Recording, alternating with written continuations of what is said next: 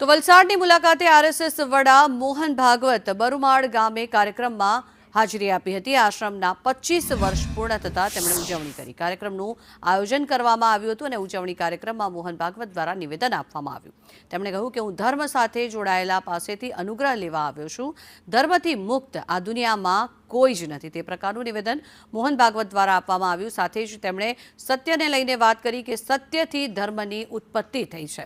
બધા જ પોતપોતાનો ધર્મ પાળે છે। વિસ્તાર અને પ્રભાવ વધારવાના પ્રયાસો થાય છે ત્યારે મતાંતરથી સત્તા પ્રાપ્ત થાય છે, એટલે મતદાન થાય છે।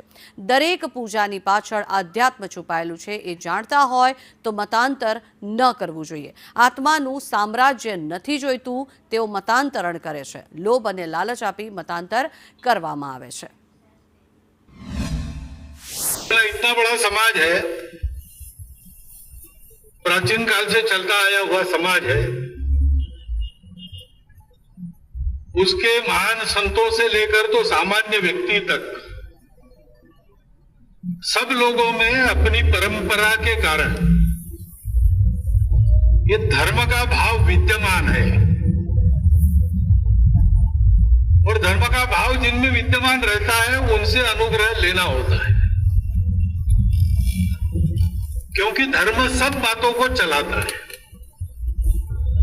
जब हम कहते हैं धर्म, अधर्म ऐसा भी कहते हैं ना, अधर्मी ऐसा भी कहते हैं, लेकिन धर्म एक ऐसा तत्व है कि जो धर्मी हो या अधर्मी हो या विधर्मी हो, सब पर लागू होता है।